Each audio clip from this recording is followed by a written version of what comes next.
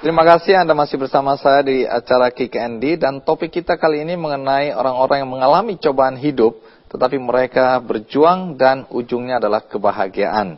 Tamu berikutnya adalah Taufik, di mana Taufik Effendi adalah seorang tunanetra. Terima kasih Taufik udah mau hadir di acara Kick Andy. Taufik, apa yang terjadi pada mata Anda? Umur 10 tahun mata yang kanan itu retinanya lepas, robek, beberapa saraf mata putus, tapi terjadinya berangsur-angsur sampai sudah telat saya nggak tahu. Terus mata kiri ketika usia 15 tahun hal yang sama, retina robek, lepas, beberapa saraf mata putus. Operasi berkali-kali gagal, semua pengobatan dicoba tapi nggak berhasil. Jadi, katanya akibat tabrakan, apa betul ketika Anda berusia 6 tahun? Iya, usia 6 tahun celaka. Apa yang terjadi? Saya ketabrak bajai, terus di daerah kening itu benjol besar, seperti yang mungkin itu yang mengakibatkan rusak saraf mata berangsur-angsur dan berkali-kali terbentur juga, jatuh ketika kecil main daerah kepala, jadi mungkin akumulasi dari bentur-benturan gitu. Menarik untuk mengikuti kisah Anda, tapi ini dia tayangan yang mungkin perlu Anda saksikan sebelum kita ngobrol lebih jauh dengan Taufik.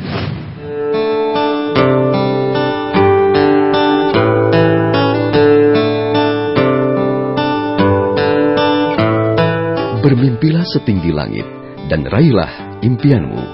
Mustahil hanya untuk mereka yang menyerah. Kalimat ini begitu terpatri dalam benak Taufik Effendi, seorang difabel tunanetra yang tidak pernah menyerah pada keadaan. Taufik terlahir normal, namun kecelakaan yang dialaminya saat berusia 6 tahun membuatnya kehilangan penglihatan. Ia pun sempat frustasi dan putus sekolah selama beberapa tahun. Namun pria berusia 31 tahun ini kemudian bangkit dalam melanjutkan sekolahnya hingga perguruan tinggi. Ia bahkan berhasil menyelesaikan pendidikannya dalam waktu yang relatif singkat dengan predikat cum laude. Pernah juga pada masa-masa frustasi, dan akhirnya saya juga ingin bangkit karena biar orang tua juga ikutan bangkit, jadi kita semua bangkit. Dan akhirnya saya bisa pada posisi seperti sekarang. Taufik yang kini berprofesi sebagai pengajar bahasa Inggris, konsultan untuk sumber daya manusia, motivator, dan juga trainer nasional ini berhasil membuktikan keterbatasan fisik tidak menghalangi dirinya untuk meraih mimpi-mimpinya. Hidup itu memang pilihan, dan pilihan saya adalah saya ingin menjadi individu yang bermanfaat bagi orang lain. Ia sukses mengukir prestasi dengan meraih 8 beasiswa di luar negeri.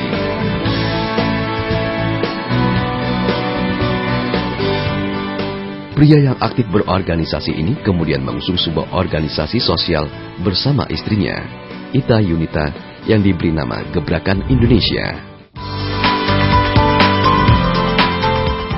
Saat ini Taufik sedang meneruskan pendidikannya di Sydney, Australia. Dari beasiswa pemerintah Australia, berdamai dengan kegelapan menuntunnya pada cahaya terang di masa depan. Ya, Taufik, setelah ditabrak bajai yang kemudian berbuntut kebutaan kedua belah mata Anda ya, sampai saat ini tidak bisa melihat dengan sempurna. Upaya apa yang sudah dilakukan oleh orang tua untuk menyembuhkan waktu itu? Nggak cuma operasi, nggak cuma laser, tapi bahkan kita sampai kemana-mana gitu, sampai keluarga juga yang punya kendaraan mobil gitu, bude, maci titin, ada ibu, kakak ibu yang punya kendaraan waktu itu sampai ngantar-ngantar kemana-mana gitu. Sampai saya pernah waktu lagi dirawat di rumah sakit, ibu sempat kebingungan karena bapak nggak pulang-pulang sampai malam. Nggak pulang-pulang sampai malam, ternyata waktu itu kan belum ada handphone kan.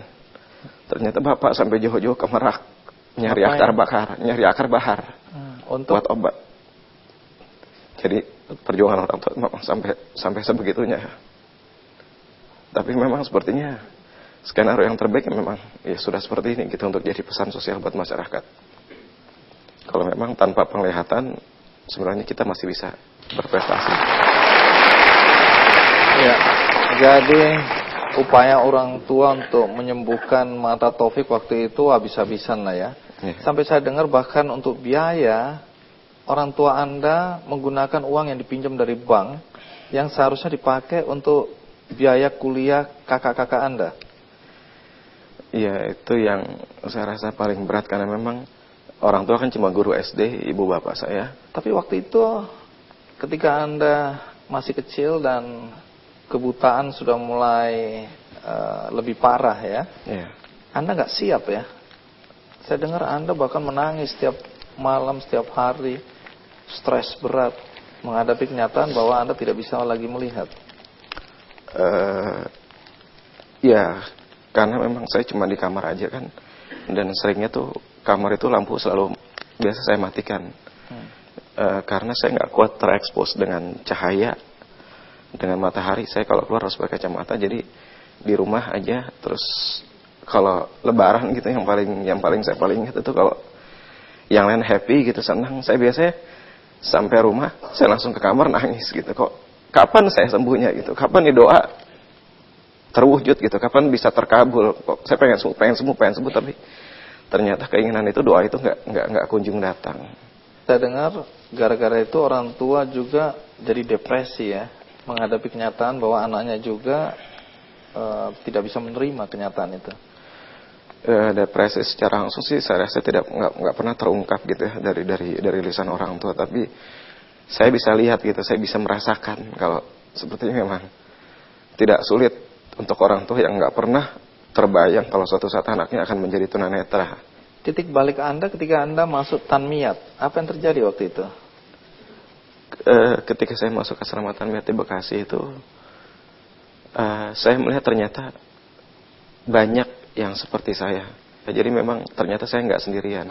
Dan yang paling penting, saya ingin orang tua saya tuh bisa bangga pada Anda ya. Anda kan tinggal di asrama Tanmiyat ya. Iya. Tapi di satu sisi Anda juga sekolah di SMA YPI 45. Itu sekolah untuk tunanetra atau sekolah umum? YPI 45 ini sekolah umum. Jadi angkatan saya masuk itu satu angkatan tuh ada 16 kelas. Jadi Anda belajar bersama anak-anak lain yang bisa melihat? Iya. Jadi tunanetranya satu angkatan dari 16 kelas itu hanya 3 orang ketika itu.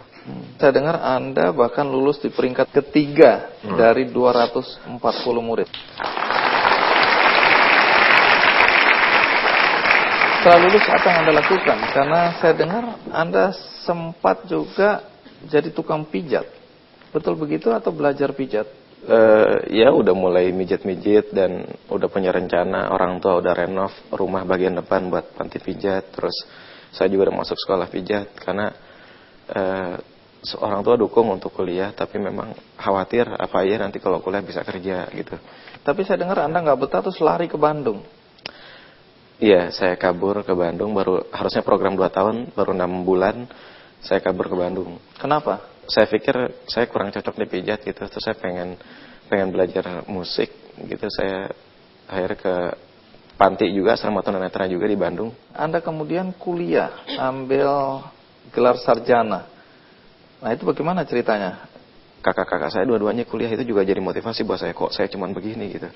Dan saya langsung putuskan saya harus kuliah nih. Saya ingin keliling dunia, saya harus kuliah. Karena memang S1 itu adalah tiket keluar negeri saya pikir. Sebagai tunanetra apa tantangan yang terberat yang Anda hadapi ketika kuliah di Universitas Negeri Jakarta waktu itu?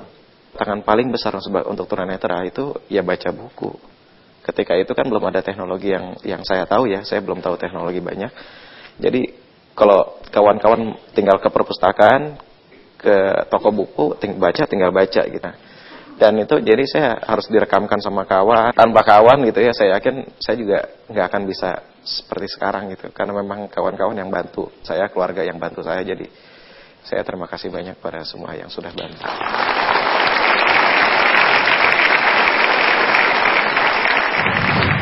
Jadi berapa sih sebenarnya beasiswa yang Anda sudah pernah dapatkan?